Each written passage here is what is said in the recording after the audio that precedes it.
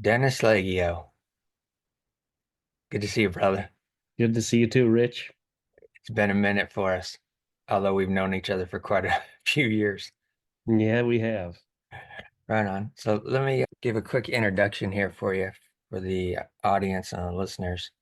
You are a graphic designer, singer, songwriter, musician.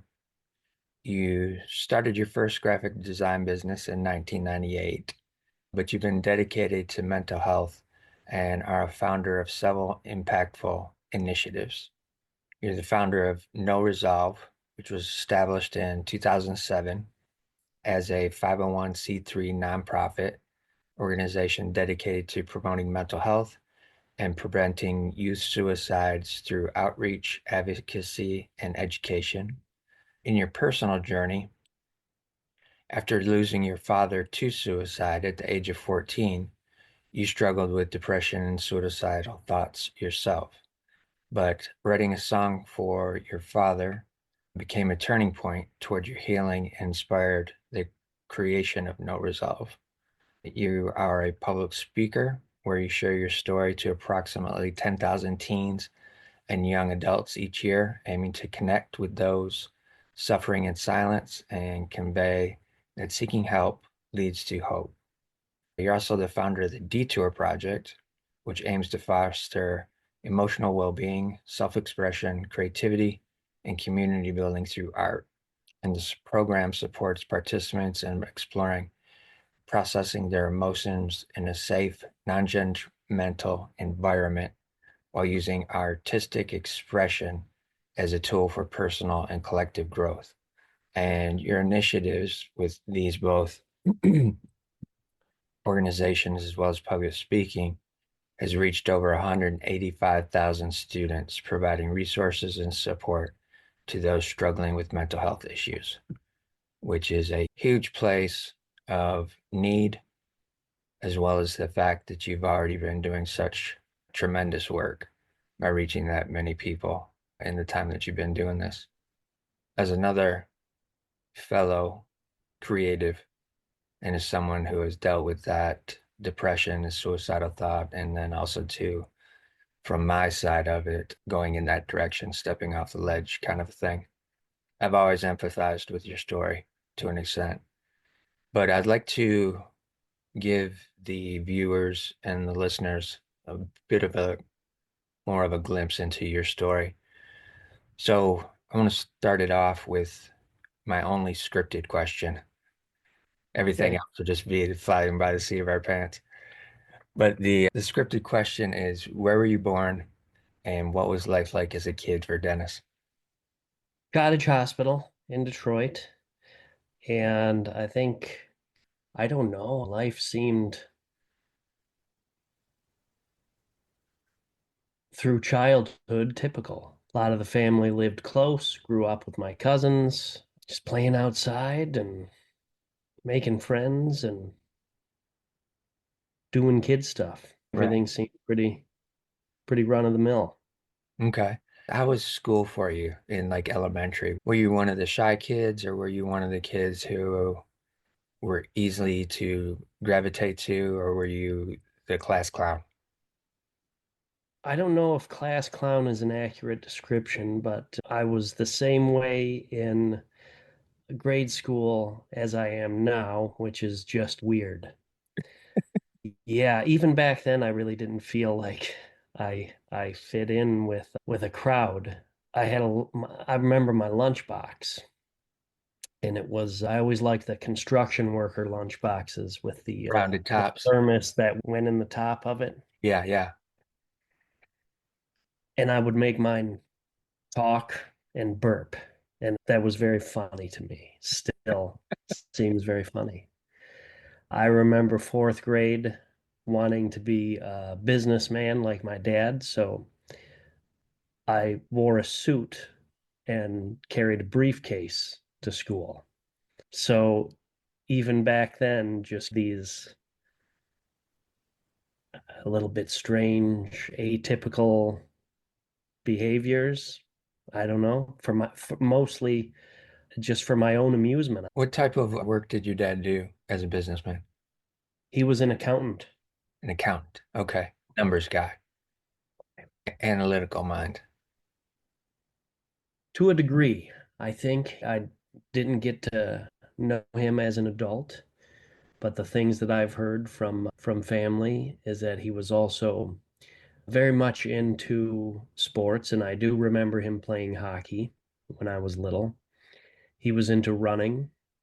He was very good with woodworking and carpentry, so he was creative in that way. Okay. Okay. And yeah, I think we see our parents as one-dimensional growing up. The older I've gotten, the more well-rounded his picture has become for me. Right on. And how about your mom? What was she stay-at-home mom or did she work as well?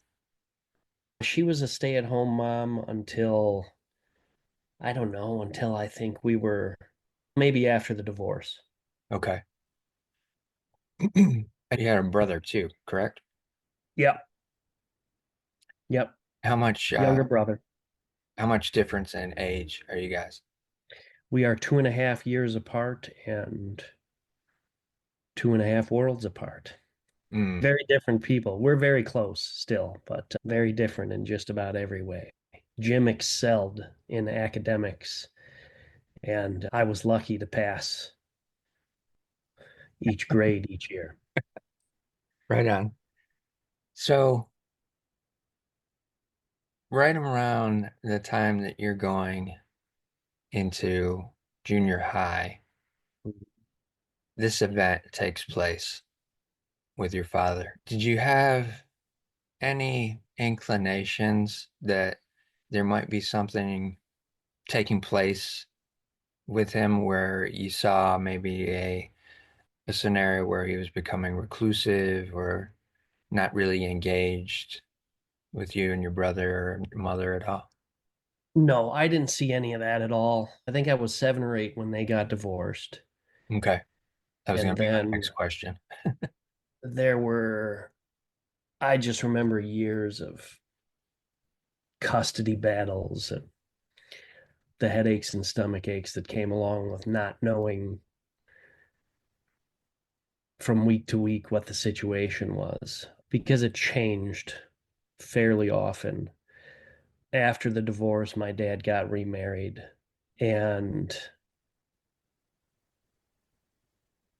his his wife, my stepmom, was great. Her sons were great.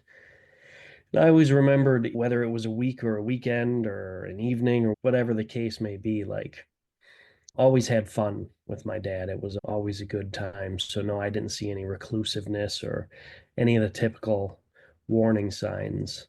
Our last interaction was a big fight, and looking back on that, I suppose maybe it could have been viewed as a warning sign that he was flying off the handle the way he was about my grades. But I do remember him screaming at me like he never had before Okay. in that argument. And so looking back on that now, knowing what I know, that was probably some kind of indication of his headspace. But I also know, knowing what I know now as a middle-aged man and father, like how overwhelming life is and how easy it is to lose your footing. It's impossible to be calm in every moment. But yeah, other than that, no, Okay. never. Were did you find yourself being creative as as a young kid in elementary school and during that time when that was taking place with your mom and dad? Oh yeah, I was always interested in the arts in some way, shape, or form. My whole coping thing in middle school was drawing comic books and getting in trouble for drawing those comic books.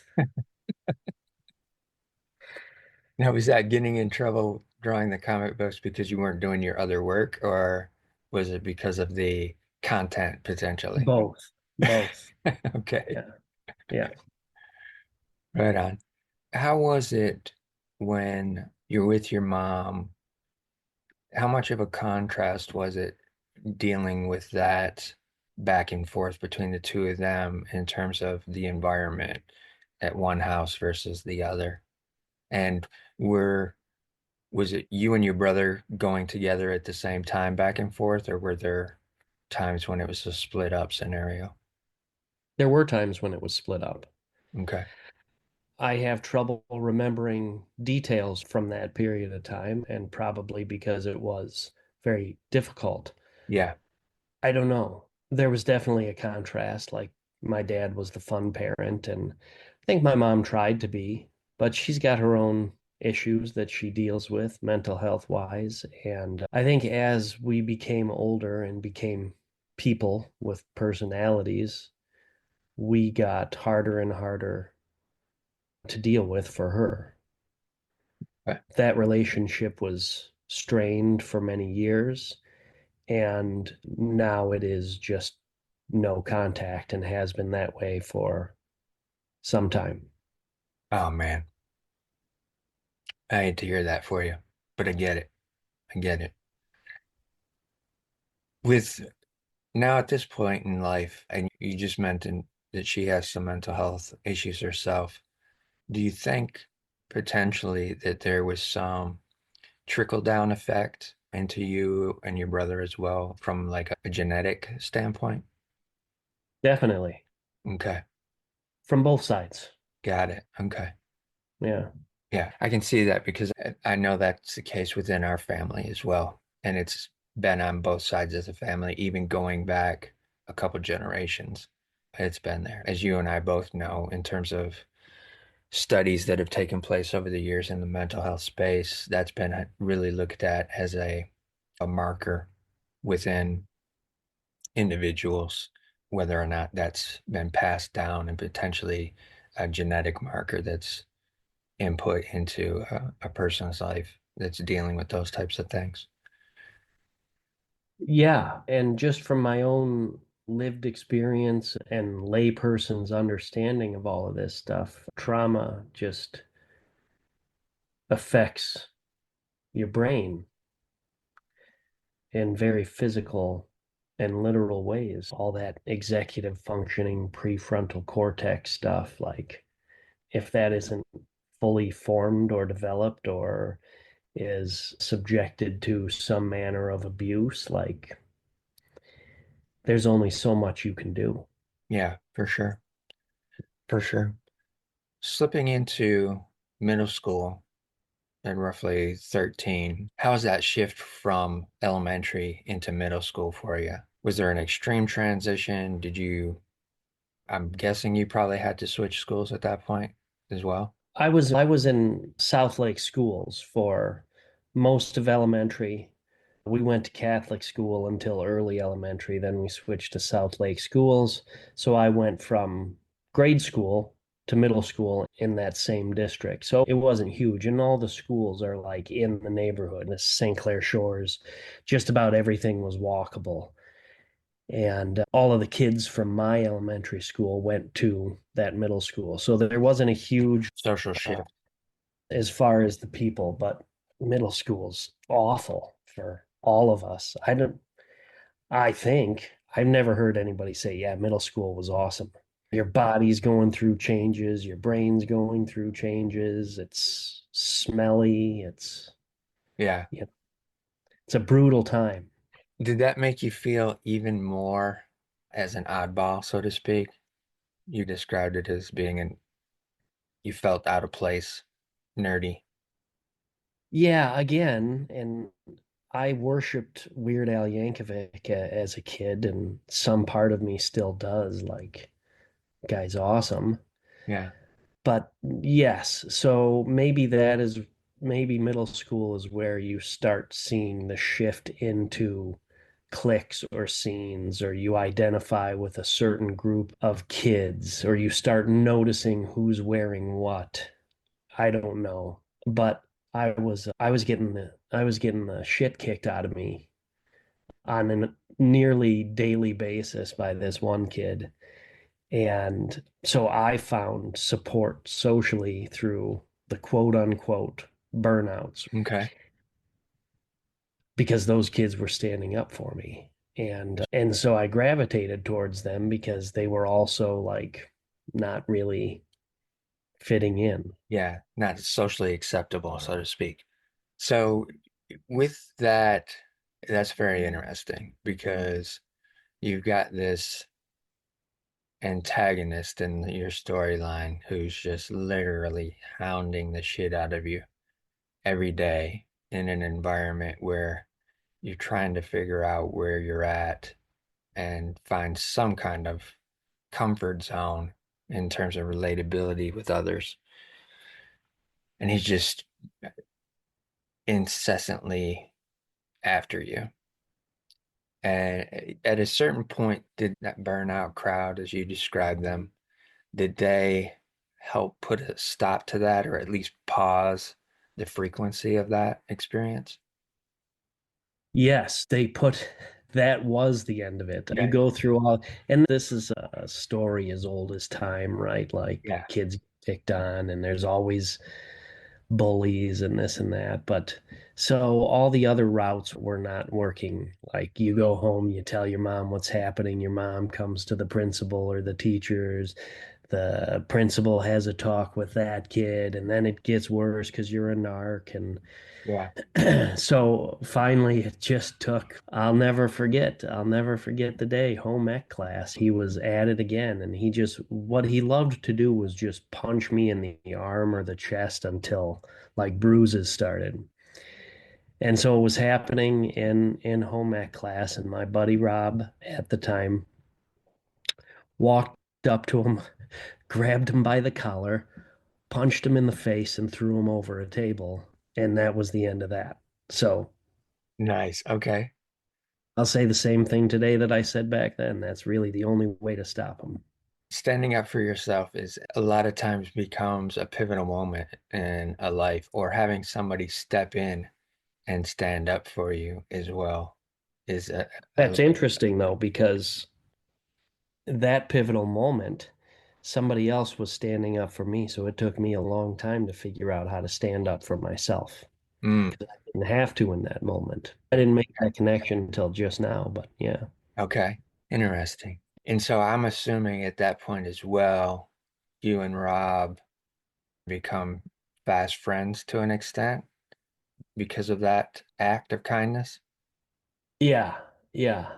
There was there's a close bond there. Yeah.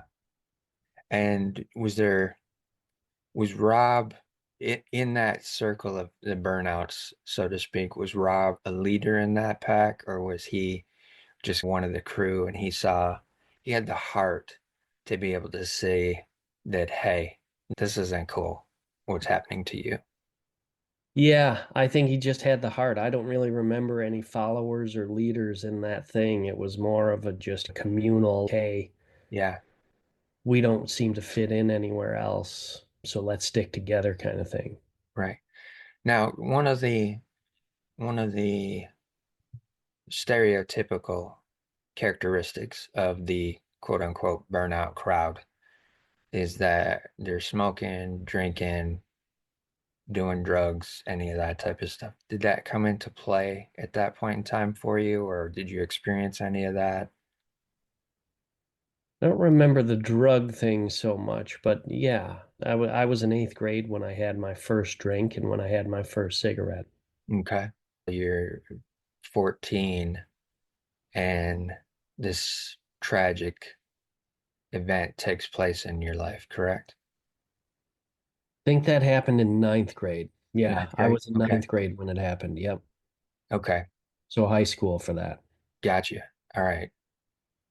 Again, this is another turning point in an individual's life where there's a shift from a social crowd, so to speak, in junior high into another level of that social crowd as a high schooler. And being a freshman is always, it's always the another year of feeling disconnected or not fitting in or feeling strange because you've always got the upperclassmen now looking down on you because you're a freshman. You're just coming into the picture of their world that they've been in for 3, 4 years. How much of that was taking place still on, or was it still where you had the connection with the burnout, so it wasn't too much of a hard transition into ninth grade? I don't really remember any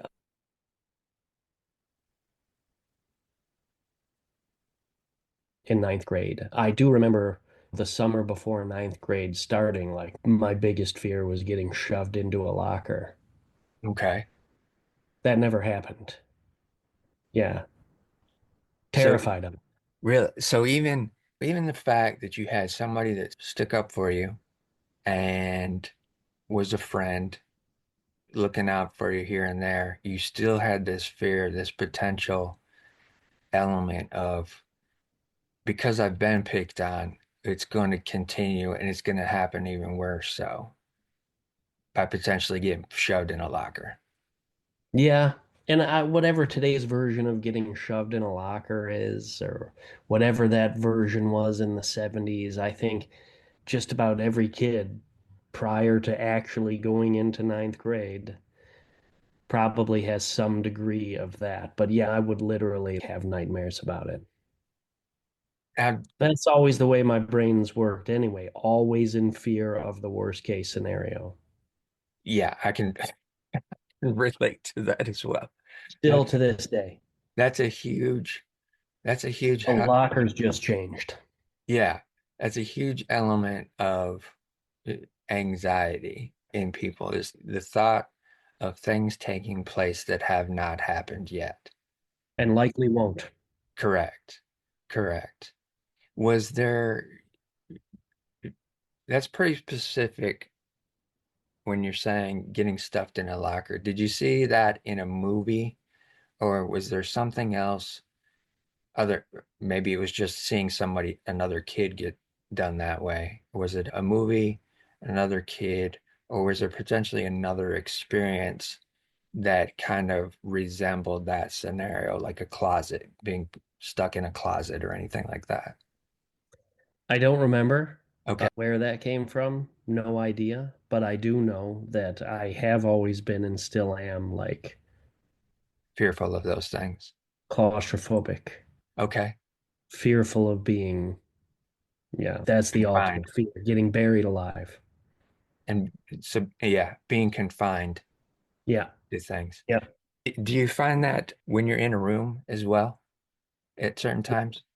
Yeah. The reason I ask that is because whenever I go to the doctor's office, you get put into the room to wait for the doctor to come in and as he's doing his rounds. And I always have to reach over and crack the door because those rooms make me feel claustrophobic. So I've got to open the door so I know that there's an out and I can literally see it, that the door's not locked. I can see the hallway. I can still get out if necessary. And I have no idea why that's the case, unless maybe it's related to when I was in the hospital after my suicide attempt and not being able to get out. That may have been a big part of that.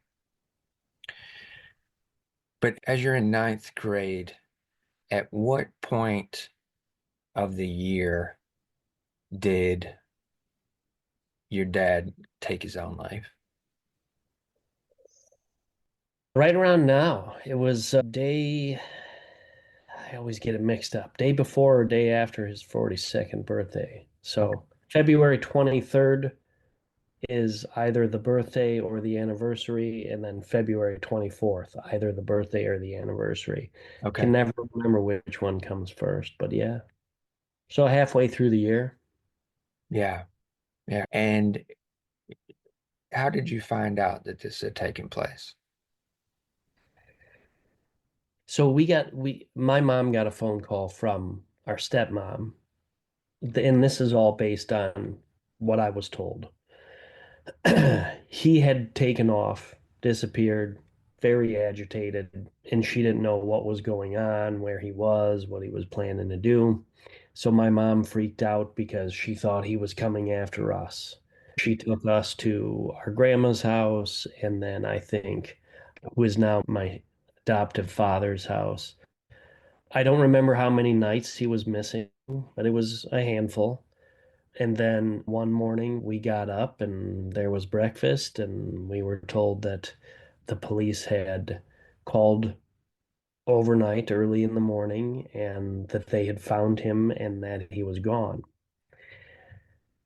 I don't remember at that point, as far as the timeline goes, when we found out that it was self-inflicted, but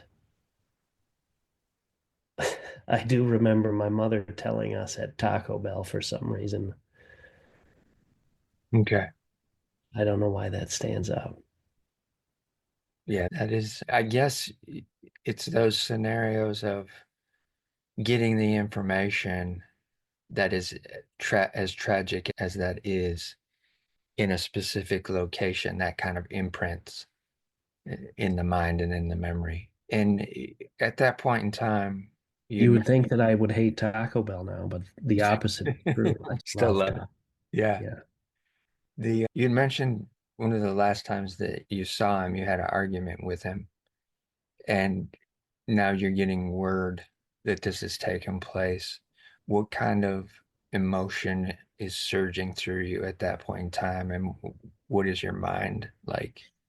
Oh, every emotion, just the gamut. Of course, this is my fault. I did this.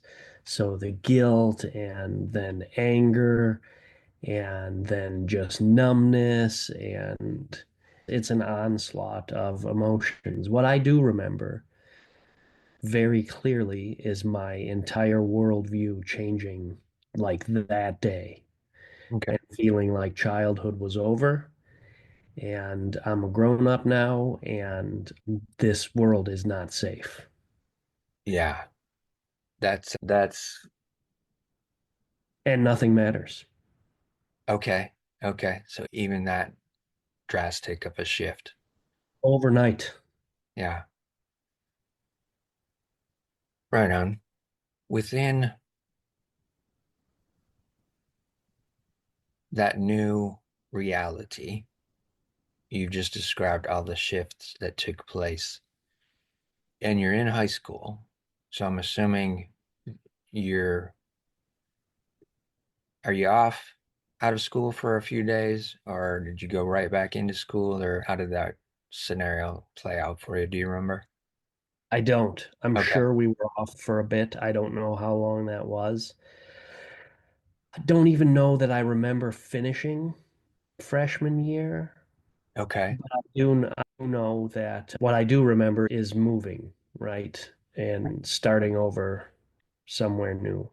Okay. Mom got married, we moved, we asked our stepdad to adopt us, so we changed everything. We left everything behind, and that is what I wanted to do. I just wanted to pretend like none of Did this happened, none of it mattered, and just move forward. did you turn to your creative side to self-soothe at that point even more? Yes.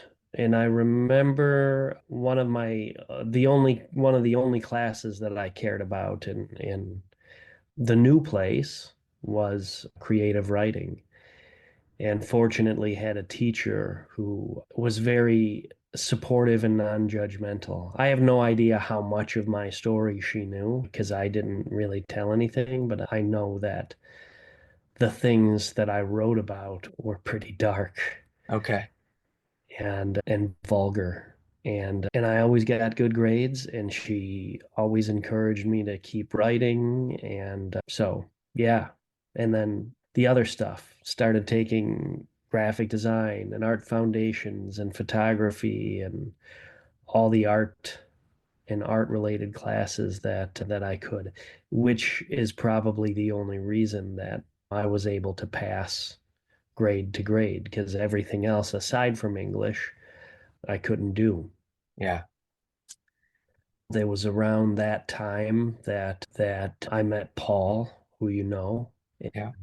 he had a guitar, so I wanted a guitar, and I bought a cheap used one, and we would hang out every day after school playing guitars and making just ridiculous music. So yes, that was like still the outlet and the release and for it all to go.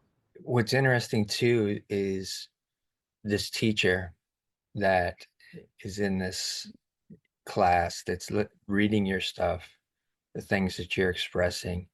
And even though it is as dark as it is or as vulgar it is, she's still encouraging you to keep doing that. So She's an artist. yeah, she had the capacity to sense some emotional elements within you that she knew needed to be nurtured and encouraged so that you could continue to potentially release through that form. Yeah. Yeah. And who knows how much of an age gap in high school? Everybody looks like they're 80 years old. She was not 80 years old. I'm sure she was, I don't know, maybe 40. But Yeah, that's one of the things that I've always loved about quote unquote creative types, right? The age thing doesn't play much of a role. And I think that we all in this kind of circle recognize how much of life is just bullshit, meaningless bullshit. yeah, And that act of creating without the judgment or this is good or this is bad or what, because there's an audience for anything and not everything even needs an audience. It's just about expressing yourself. This is something that matters in a life and world where a lot doesn't. yeah, yeah, definitely. I got that. I got that from her. So yeah, it was a saving grace along with every other creative thing and person who allowed you to be creative without being judgmental about what you're making. Yeah, It's been a lifesaver all my life.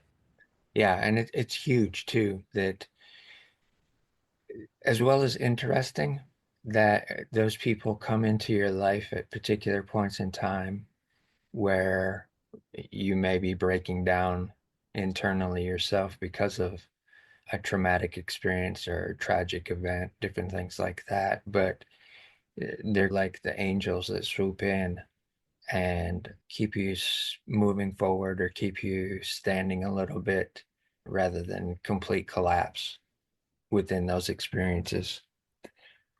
You're hanging out with Paul, you guys are creating some music, doing those types of things. And are you, I'm guessing this is going into junior year, senior year that this is taking place. Are you starting to think maybe you want to go to college to further this creative career, or are you thinking, I don't know, maybe I'm going to start a band because we're playing these music, doing this music thing, or what is your thought process as high school is starting to come to a close for you? I can't, 11th grade, somewhere around there. I had also gotten a job at a graphic design place, Okay. just doing ads for local circulars and stuff. To me, no, I never thought about college or a career path or really the future. That's not ever been Yeah. my thing at all. It's always been about like all you've got is right now, today, Yeah. Yeah. and that's it. So I wanted to be working and self-sufficient so I could get out of the house Okay. like the second I graduated. Got you. Got you. Yeah, because you mentioned that even that environment was still a rough scenario for you with from your mom's perspective and having to deal with the things that she's going through or It was an absolute nightmare. yeah. I hated going home every single day. Yeah, that's hard. That's hard. Was there other than Paul, was there anybody else that was a safe space for you at that point in time? With that, The entire staff at Wendy's, okay, where I worked, also. all right. Yeah, So you were able to find another community within the workplace. bunch of weirdos like me. Right on. Okay. All right. But then as you're working at this graphic design, as a graphic designer at this company, was it just a print company or advertising company? It was just a small business, right? It was three guys that were equal partners, and they had a couple of accounts that kept things going. They Yeah. would occasionally do the logos and brochures and things for people, but it was like direct mail publications that they were cranking out. Okay. It was cool. It was And fun. And it was creative work to some extent, right. much as car ads can be creative. Yes. We'll get into that a little bit more because I remember that vividly from when we started hanging out and met each other. So no college at all for you? Yeah, I tried college for maybe half a year. Okay. And of course, right into you have to take your prerequisites and Yep. whatever. But it was right back, like continuing with the photography and the graphic design until it got to the point where I'm like, I'm already getting paid to do this. Why is this guy like, there's no point in this for me. I can't, this doesn't make any sense. This is a waste of time. Yeah. So you're literally taking control of your creative journey and you're already moving forward with it. So you're already picking up all the technical things that you need to know and realizing I'm already in it. So why do I need to be told by somebody else that this is how it needs to be? To a degree, to a larger degree, I think it was youthful ignorance Okay. in the belief that you already know everything and that nobody can teach you something to do it better, very anti-authority kind of thing. I think more of that came into play because I certainly could have benefited from some guidance and direction. And but I was not at a point in my life where I was open to accepting that. Yeah. Um, and so it was out of youthful ignorance, stubbornness, I would say, more than anything else, because I didn't, again, there is no future in mind here. Yeah. I was convinced that I would die young, very young, and the only thing I need to worry about is how much I need to make, like today or this week, to get through this. Yeah. I don't need to worry about any of this stuff in the future because it's not going to matter. Yeah. That's I was an angry young man, yes. and And it created a bleak outlook. yeah, Created a bleak very outlook. hard to break through for anybody. Yeah. Within that environment of working with these guys creatively and also too working at Wendy's in the restaurant, did you, was there a point where that conflict with authority came out in that environment that created a sense for you that, all right, I need to pivot. I need to change my environment again, change my atmosphere, and do my own thing, At Wendy's, or the graphic design position. it was very easy because there are very clear expectations of you. This is what you need to do today. Yeah. And that's very easy to follow. But I also wasn't working for people who ruled with an iron fist like my mother did. Okay. So it was very easy to, I don't like, take orders isn't even the same thing, but receive direction. Yeah. But I knew what was expected of me, and I had no problem doing what was expected of me. Then at what point did you decide, all right, I'm going to go out on my own? I was very young, maybe just out of high school. Okay. So yes, just out of high school because it was 95 when Paul and I started Eclipse. At first it was Eclipse Layout Services, Uh-huh. and we had a little bit of a funeral home vibe going there. So we had to change it to Eclipse Productions. Yeah. I remember. I remember. And so how did you guys get your first clients when you're starting this? Because I'm assuming you've got to start thinking about some kind of direction to an extent, right? Even though in your mind it's what do I got to do just to get through the day scenario. I remember our first client. It was ProTech Electronics. And I think we got that account because that's where we had our pagers from. Okay. And I convinced Greg and Terry that I could make them a cooler logo than they had right now. Nice. And then, of course, if you got a new logo, you need new brochures and new business cards and everything else. And from there, I think it was just like joining those like small business networking groups. And Okay. Yeah. That's an interesting shift from an outsider's perspective in terms of you expressing very clearly that you didn't have a hope for the future. You didn't see the point of having a hope for the future. But yet now you're in a position where you and Paul are creating this business atmosphere and getting these clients. And so there's there a was nothing business about that atmosphere. Nothing at all. We were kids. It was his parents' basement that we started in.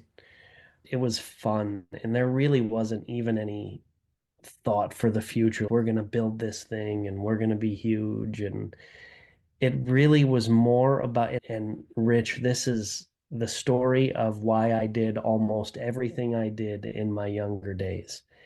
Anything that I could do to avoid or dodge long term responsibility in any way, shape, or form was the motivation. If I could make money as a self-employed graphic designer, I would never have to get a job. It was always about dodging responsibility and avoiding growing up, yeah, yeah. becoming an adult. So you said that was 95 that that Hmm. took place. All right.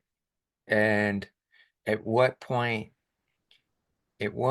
did you guys shift into having your own space? Because I remember when I met you guys, you were in the condo. So how long after being in the basement starting did you end up in the condo and doing your own thing? 2 or 3 years, and really all that was is needing a place to live. After I left home, I'm trying to, I don't remember. I remember moving in with my cousin, and like she was going to Oakland University at the time, and her and a couple of her friends had an apartment like across the street. Yeah. And it was a huge place. So they had 4 bedrooms in there and they were looking to rent one out. So I think that was my first landing spot. I moved in with them. Yeah. And then, but I had always wanted my own space. So I was looking for apartments. And my aunt, who was a real estate agent, was like, look, an apartment is just a waste of money. For what you pay for an apartment, or maybe even a little bit less, you can get a condo. And found the double four. Yeah. Yeah. That's I was interesting. I think I was maybe 20 or 21 when I got that place. Yeah, for sure. What I'm finding interesting too with this is there's somebody else coming into the picture who's watching you, who's seeing what you're going through, dealing with different things. And this person is giving you advice of, look, even though your mindset currently is, I just got to get through the day, make the money to get through the day. She's bringing in a perspective of a long-term potential with having a condo, right? She's like, all right, you're putting your money into this, which is going to last longer than just you putting money into something that's just going to be a monthly scenario, right? This condo will be Yeah. like an investment type scenario for you, which outside of your perspective, that's a long-term investment, right? Yeah. So the this person is seeing what you're going through, understanding it, just giving you a little bit of a nudge, not necessarily a hardcore, you no, that's stupid. Don't be doing that with the apartment thing. But here, look at this option and take a look at this and think about doing this versus this other thing here because she wanted you to have something substantial or something that was foundational for yourself. Yeah. Um, Have always been very lucky to have people like that in and out of my life in those times. And again, during that time and in that moment, none of that is occurring to me that this is a long-term investment. It is, oh, sweet, that apartment would have cost me 900 bucks a month, but this place is only going to cost me 800. yeah, It's exactly. just month to month thing. Like I can afford this. Different times for sure, people could get something. Yeah, exactly. I had the two, I had essentially the two jobs. I was doing my own like side thing with the graphic design, and I was still working at Wendy's. And I'm assuming you and Paul are still playing music together, working on that type of stuff as well. Yeah, farting around. Yeah, but I think there were other things going on at the time too. I remember, and maybe that was around the time that things started with torsion. I don't know, man. Terry from ProTech, he was a bass player, Okay. and, and we were always talking about music. And then my buddy Joel, he was. Yeah. I don't remember how that whole band came together, but I do remember practicing at Terry's house and having fun with a lot of that. So I don't think I was making a lot of music with Paul at the time. We were more in high school, messing around after school kind of thing. And then around late teens, early 20s, I was interested in making more music. So that's when I was in the metal band. Also, too, and I don't remember if this was the case. I think it may have been the case, but I don't remember specific. Did Paul live with you too at that point in For a time? time. Yeah. Yeah. Okay. Had a lot of roommates at that condo. Yeah. Paul Yeah. lived there for a time. What point did you stop doing Wendy's? Did you leave that position? How long into doing your own business did that take place? I think I was at Wendy's until I was maybe 21 or 22.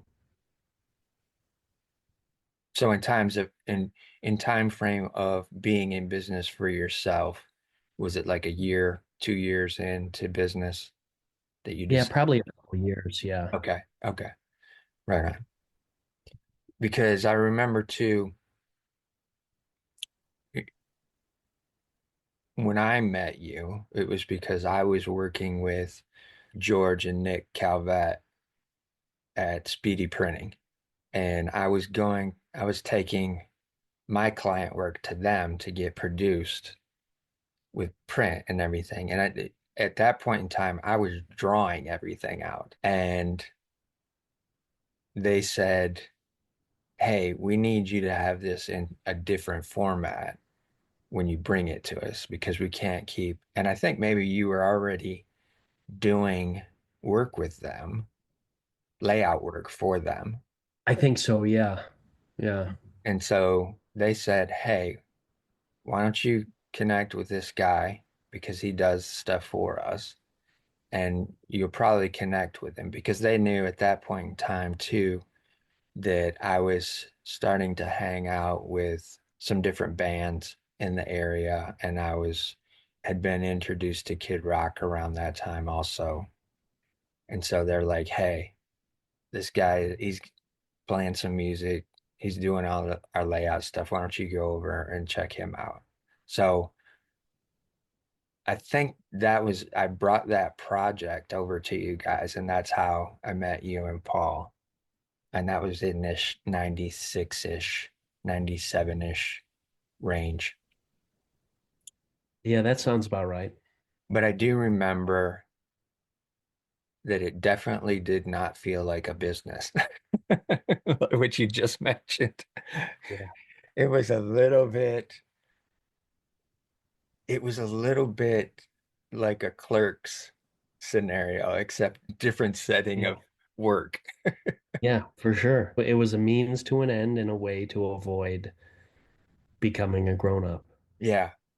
And at this point too, are you starting to move a little bit farther along into drinking and smoking and different things like that That's what it was all about. to numb down the what you were feeling internally? Yeah, well, yeah. Yeah. It was like, we have to do this to make money, to have this. Good time is all you got. It's the Right. only thing that matters in life. Yeah. And at that point in time too, I had mentioned to you that I was working with Kid Rock, and that kind of set off some light bulbs for you because you were trying to get torsion going and moving as a band. And as well, I was working in the nightclub scene part-time Yeah. at that point. So you were, I was, I was looking at it from the scenario of, hey, I've been working with these nightclubs. They're letting me do these events.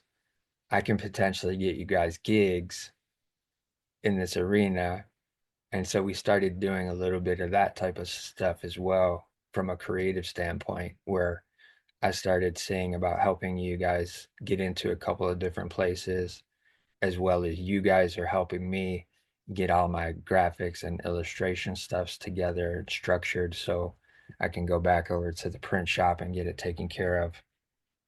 But, and also too, one of the things that I remember is that at that time, that's when you had to flyer to get your band to get attention to your band. Right. So you were designing up all the flyers and then printing them off on multicolored paper. And then you would have to go out and basically do guerrilla marketing. You Yeah. literally just plastered them anywhere and everywhere that you could get them into. And some of the benefit of what you had with working with your clients was that some of them were party stores. So you could put stuff on the counter at the party stores, different things like that. But I'm gonna peel back to you being in high school dealing with the ad type work, and then fast forward to when I'm meeting you. One of your biggest clients was it a car dealership or was it a It was a direct mail piece that was all car dealer ads for car dealers. Yeah. yeah, okay.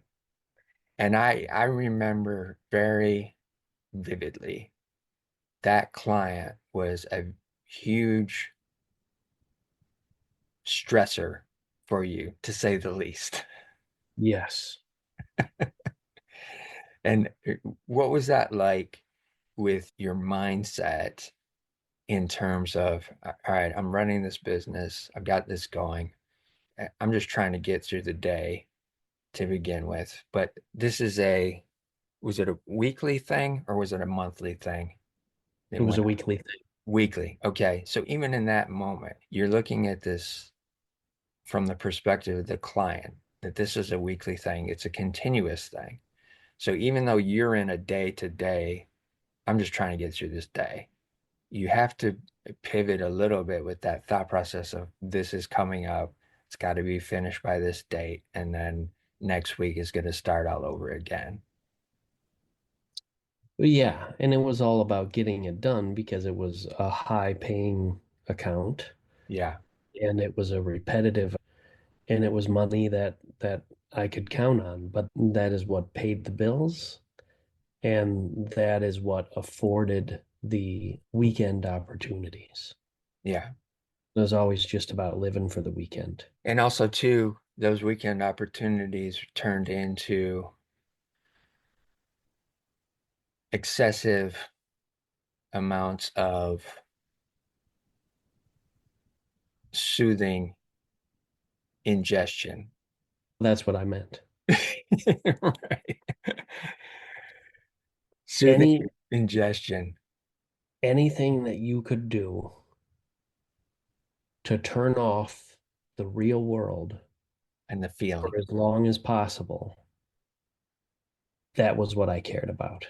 And also, as well, there's starting to become a point where that element is starting to affect some of what you're doing in business as well, because Paul is starting to get uncomfortable with what the environment is looking like. Am I correct?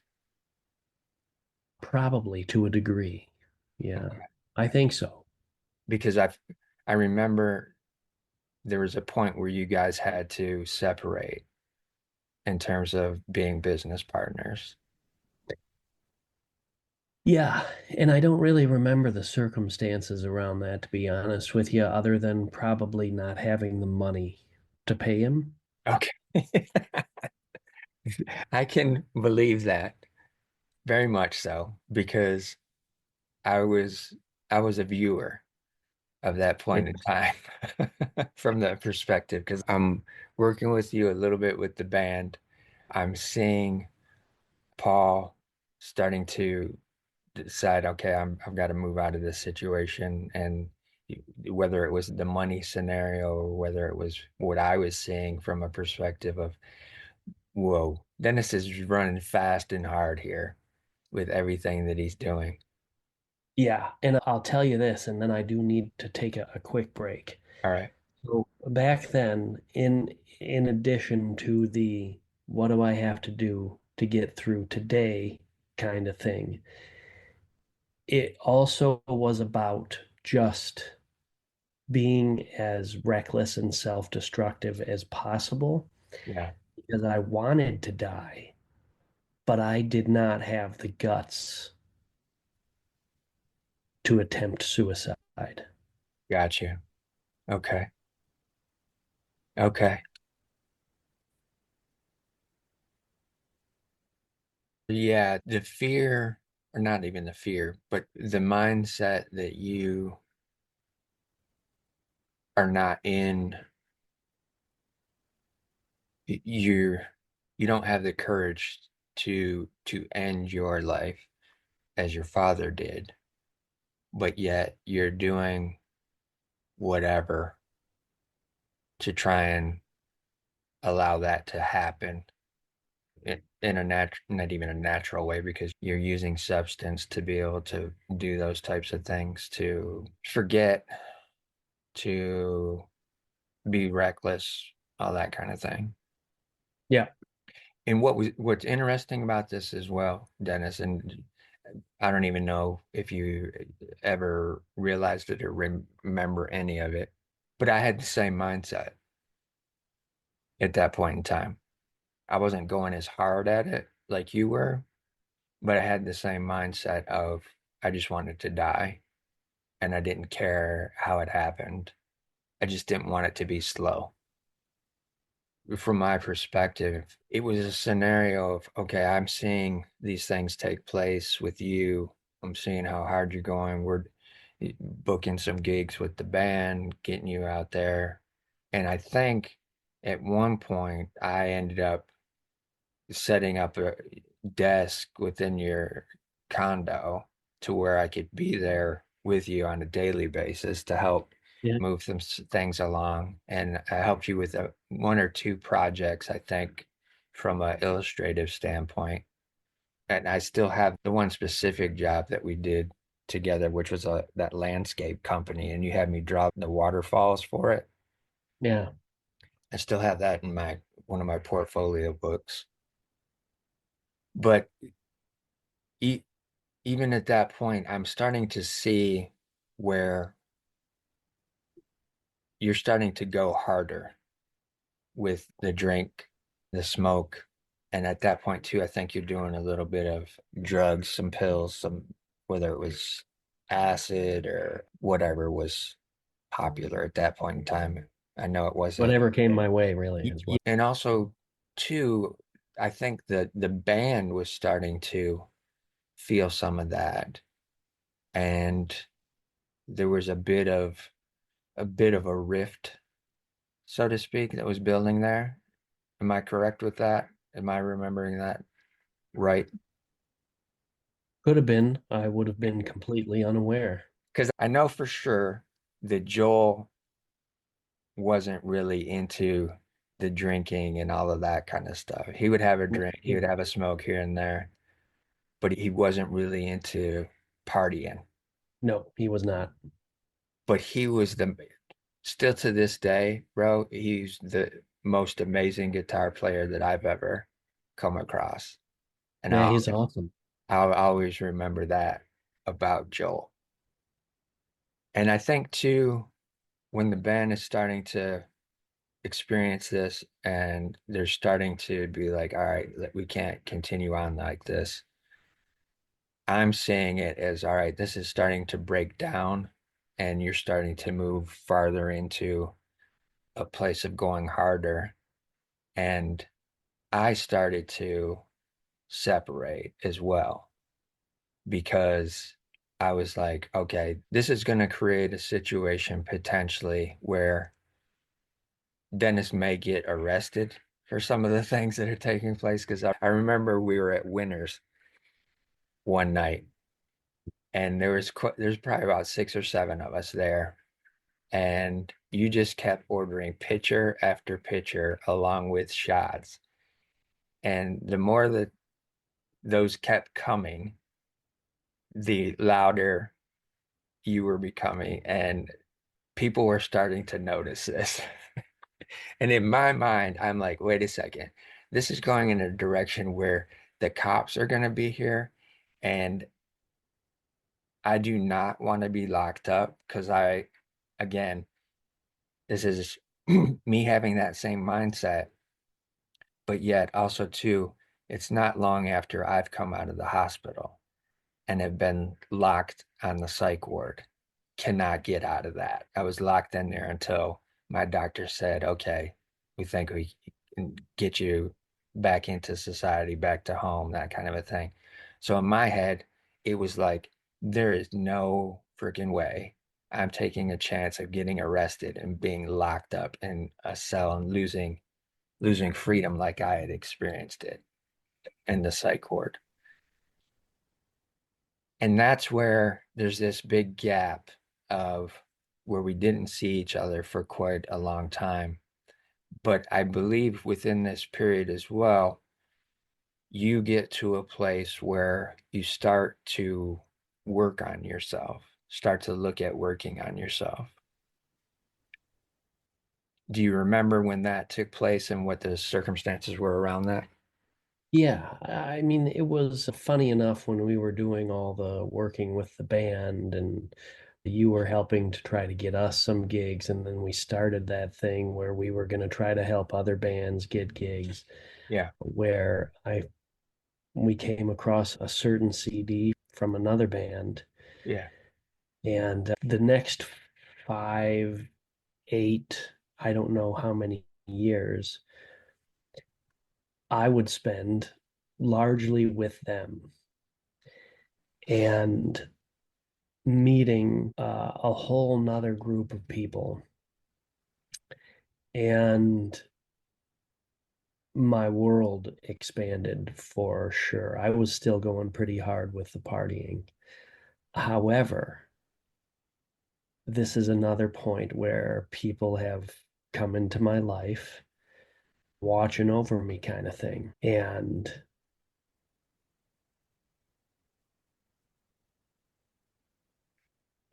through that relationship and experience, I really started taking songwriting more seriously.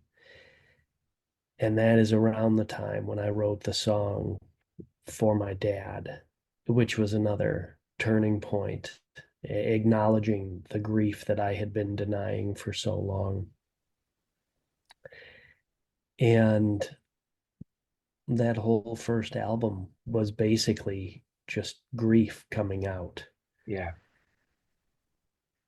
And it was a very cathartic, transitionary time. I was reaching or approaching the age where I figured things would start to flame out, and I was okay with that. But also starting to feel like, oh, maybe it's not too bad to be alive if this is some of the stuff that I can do with it. And meeting some people along the way that really had a very powerful and profound and healthy impact on my ability to see past the next 24 hours. Yeah. I'm not going to tell you that it was a 180 because it was not, Yeah. but it was a very slow creep towards The possibility. possibilities and awareness and acceptance. And yeah, possibility is a good word. Yeah. Yeah. And with doing that and moving in that direction, you're starting to shift into a different level of genre of music, so to speak, as well. It's becoming a little bit softer, not as hard as Torsion was.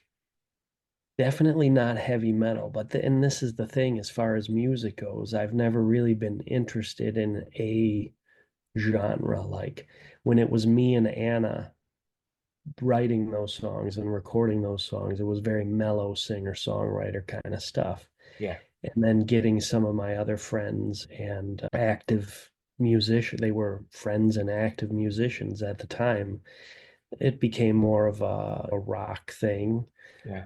not anywhere near as heavy as Torsion was, but just a very broad experience with all of it. And it was really awesome. It was really great. And I think there was a lot of healing that was starting to happen at that time, and certainly growth, although it was slow and certainly not linear.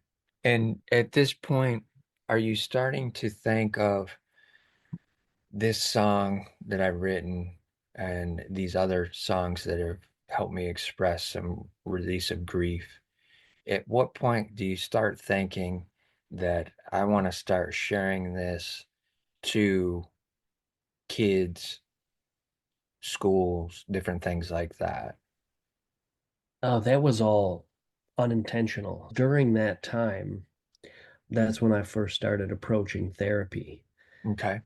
And it was a slow start and it was a rocky start. And it was also around that time that my mom had actually given a copy of our first CD to the lady who was running the Survivors of Suicide Loss support group. Okay. So she asked me to come in and perform that song for group, which I reluctantly agreed to. But that was another huge turning point because it was in a room full of people who had lost someone the same way I lost my dad. And there had been so much time not talking about it, not being able to talk about it. Yeah.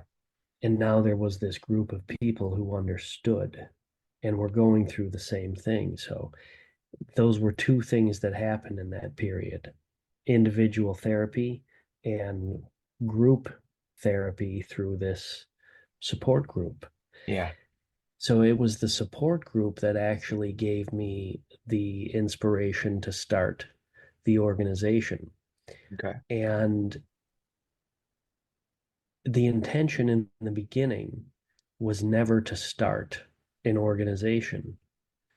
It was to have an event once a year where bands come together to raise awareness and some money about suicide.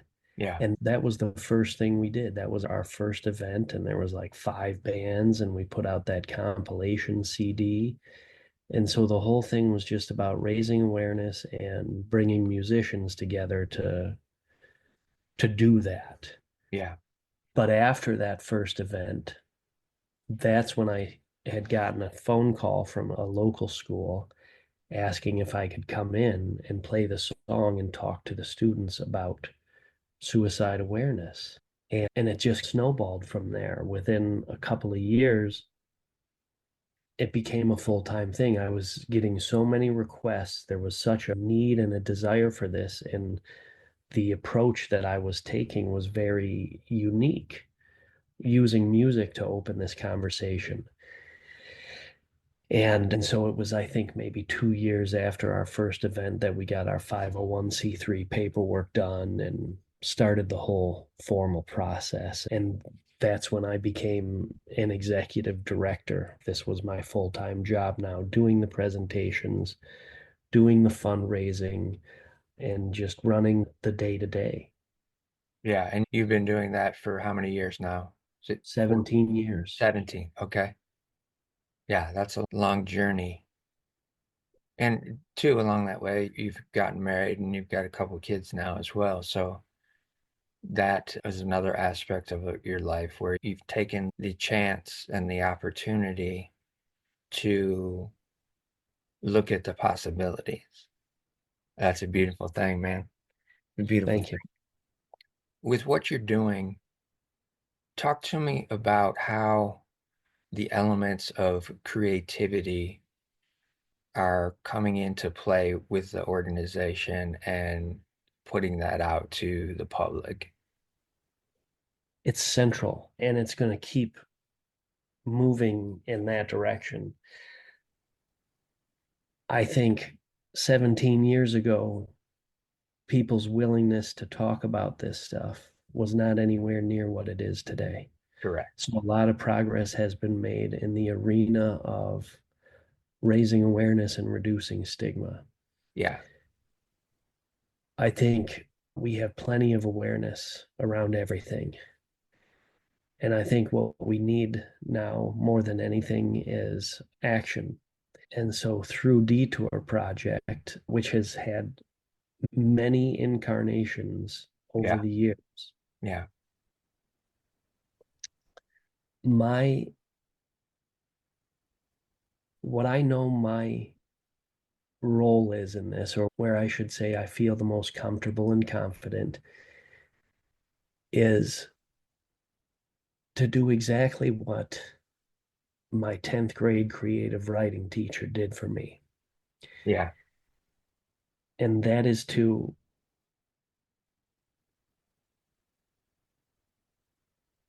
instill hope for people who are struggling through the power of creativity. And I know that everything else is also necessary and important too, the clinical side of things, the psychological side of things, the medication side of things. But there are people doing that. Yeah. I am not a clinician. I am not a psychologist. I am an artist. And I can't tell you who to attribute this to, but one of my favorite quotes about this whole thing and the inspiration for me is the most important thing that the artist creates is the artist. Yeah. If you can connect people to their already existing internal desire and need to create and encourage that Yeah. and foster, that's a coping skill that is 100% in your control, that is 100% available to everybody, and that is 100% essential to this whole process of survival. Yeah. Absolutely. That was profound. Very profound because it's so true. And from my perspective, even, I believe that creatives have the ability to step into a space where they create a light that is so bright that it helps to heal others as well.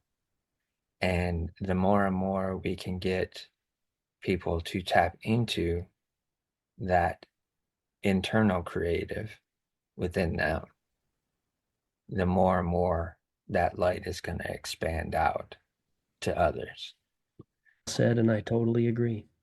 And that's part of what I've tried to do with this new approach to what I'm doing with the artist recovery is to be able to be that kind of that lamp holder, be that person and that guide as well as what you've done with your work. And it's taken me a long time to get to this place, but you have been an inspiration in terms of doing that. And I've always wanted to be a part of what you're doing. That's why you and I have done a couple of interviews in reverse a few times, but for whatever reason, they've just been that. And it may have just been moments in time that you and I needed to have a conversation to where that would come out of me, and that was all that was needed, right? Yeah, And you would pull those things out. Now we're in a reverse situation where I'm drawing lines for you to see different things. that's Uh, awesome. but it's something moving forward that it's needed because we still see that there's been definitely long strides of where things have come from and from where they were, but I still believe that there's still not enough talk about the mental health in society, and especially if you niche down into the artist community. I don't think there's enough talk to remove some of that stigma, and that's why I'm trying to have these conversations, is to be able to bring that out and to do that as well. With what you've got going on and what you're thinking about in the next 6 months to this year, what are some of the things that you're looking at that are you're going to try to implement? You're asking a guy who's never thought about the future to Right. talk about the future. Yeah, I'm doing it. So for 3 years now, I have been trying to get this detour project formalized into a program that schools can adopt and implement. Okay. A lot of roadblocks along the way and still continue to be. I think we're making progress and getting closer, but right now it's still very much in a trial and error phase, Okay. not with not with regards to the structure or the activities, but with regards to logistics. Okay. And that's a huge challenge for the schools. And there isn't a one size fits all way to do it from district to district or even school to school. Yeah. I would say if I think about too much, I overwhelm myself. But if I have a singular goal, it's to figure out how to get this to work for people so that people can start benefiting from it. So my long and short answer to that is a big I don't know, still figuring it out. Got you. Okay. I'm pretty sure we're getting closer. It's just time and variables and it takes back and forths to work through that. So I'm in Yeah. the back and forths right now, but I'm keeping the faith and moving forward. Good. Good. The creative part of Dennis in doing all of these other things that are executive minded in running the organization. When does that creative get to come out at this point in life for you? Unfortunately, at this stage, not very often, between the demands of running the organization and the demands of being a parent of small children. Yeah. I don't have the Sunday afternoons to sit around playing my guitar like I used to. But I can tell you that off and on, when I've had the chance, the rare opportunity to be alone, I do still play. I do still write. I'm sitting on dozens of songs that are either works in progress or fairly complete that I know someday I'll be able to sit down and record. But on the flip side of that, also doing these workshops for teens and for grown-ups, I get a chance to be creative there because it's not about it's not about me running an educational thing on slides. It's about me also sitting down with you and making these things. Yeah. So I get the opportunity to do that there too. Can you expound a little bit on those workshops, what those look like and what they're entailing? Yeah, and I did one yesterday, and there's a number of different ways to do it. So yesterday was a virtual thing for a credit union, and it was like a lunch and learn. And I led them through some simple free writing exercises with prompts and blackout poetry. Okay. And then you have a conversation around what you wrote, what you created. And as making connections with people is easy and seamless when you're sharing what you've created. And I can do that with adults, I can do that with students, I can do that with just about anybody. And it's really great. It's really, it's profound every single time, Yeah. both for everybody involved and with what I personally walk away with and have to think about because you're accessing and releasing like subconscious thoughts and emotions, and something comes out every time for you to Yeah. reflect every single time. It's a bite-sized growth and healing process. And with that, are you seeing within yourself how far you've come? And also, too, are you able to see yourself at a place where you're starting to get comfortable with you internally? Sometimes Sometimes it's still a process. it's still a process, and there are parts of my psyche and personality that I don't think will ever change, no matter how much work goes into it. So I think a large part of that, especially in middle age, is like radical acceptance. This is who I am. I don't have to feel ashamed of that anymore. I don't need to apologize for it. I don't need to make excuses for it. Yeah. But this is probably the most content that I have ever felt in my life, even if there are moments where I don't feel that and my anxiety is through the roof or my depression is just like soul crushing. Yeah. That shit still happens, but that is part of who I am. What can I do during those times? Not to avoid it, not to make it go away, but to explore why it might be happening and what can come from that. So there's a perspective shift as well. With that depression, for me, I've had to be on medications. Is that something that you've experienced or had to implement as well, or has it been a scenario where you've done other things to level that out? Yeah, it took a long time to get there, but I've been on Zoloft for years. Okay. I'm not entirely convinced that I'll be on it for the rest of my life. I don't want to be on it for the rest of my life. Yeah, I don't same know here. what it's doing. Right. At this point, exactly. We don't know what's happening here because All right. it's not gone. That But it wiped us I away. will say this. When I finally said, okay, I'm going to give this a try, obviously the first month or whatever it is, absolute shit.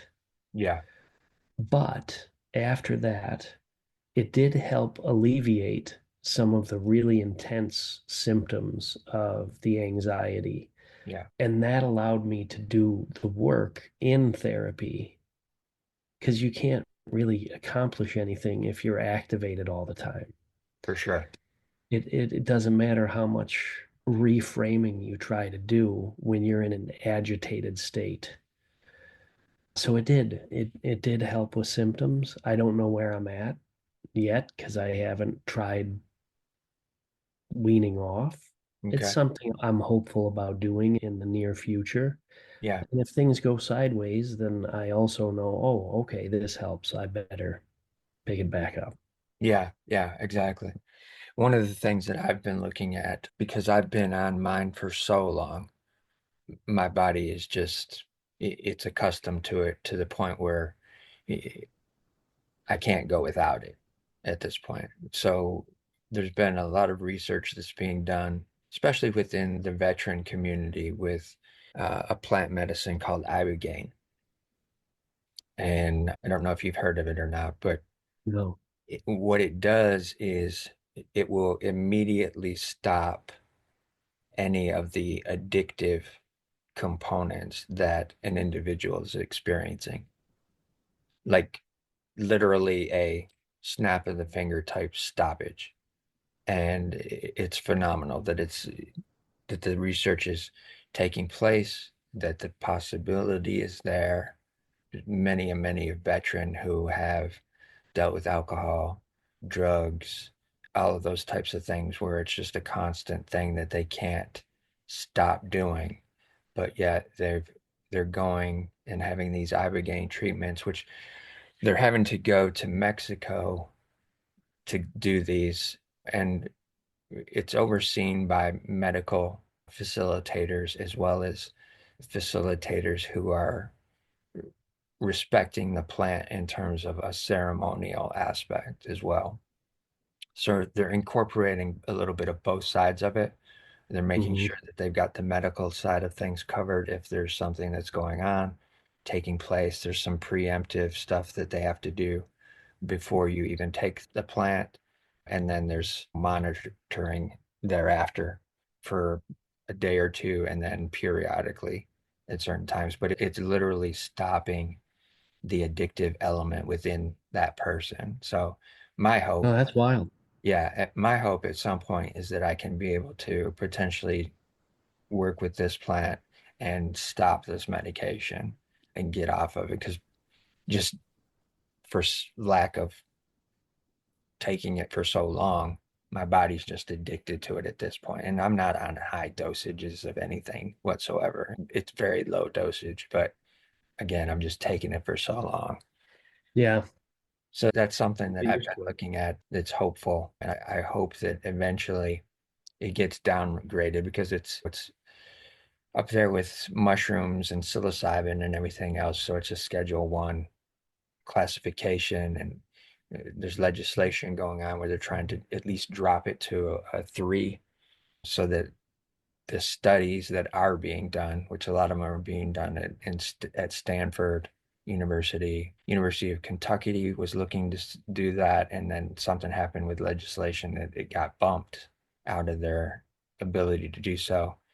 Now Texas is picking up the mantle to do some more research with it. But if they can get it down to Schedule 3, it allows more opportunity to be able to do more research and to move the process along faster, hopefully.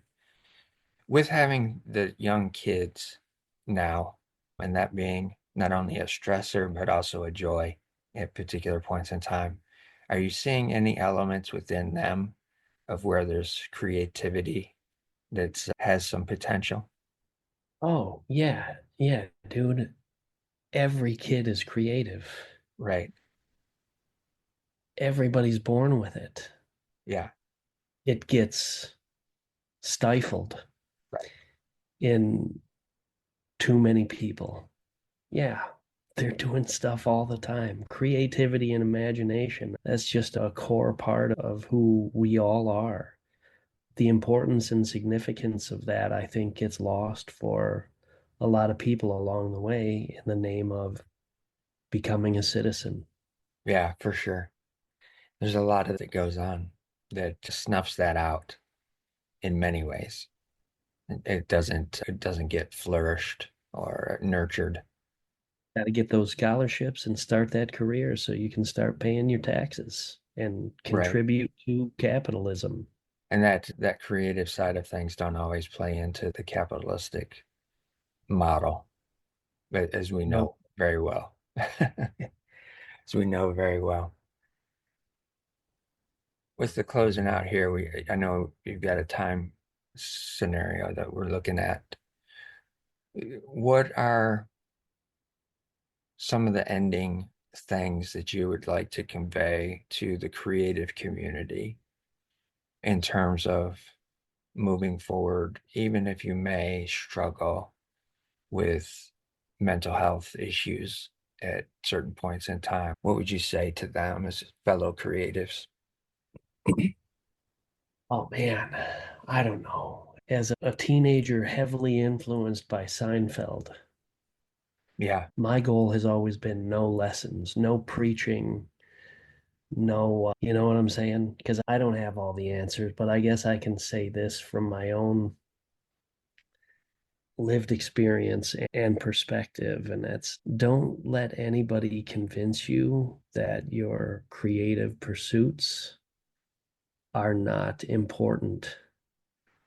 And at the same time, don't let like the goal cannot be compromised by accolades or money. The goal is the same as it's always been, and that's just to express yourself. You don't need anybody to tell you that that's good. You don't need anybody to pay you for it, and that should not be your pursuit anyway. That's a happy byproduct if and when it happens. I guess if there's anything that I would say to anybody, it's the same thing I was told in 10th grade by Miss Greeley. Keep writing. yeah, That's all. yeah, Or painting or drawing or making music or whatever it is that is your chosen medium or passion. Just keep doing it for the sake of doing it. None of the rest of it matters. yeah, yeah. That was beautifully said, brother. And you may have thought that you flubbed it up, but yet the way it came out of you was very profound. And I appreciate you for that. And I just want to remind the audiences, well, as we close this out, to listen to your heart and be kind to your mind.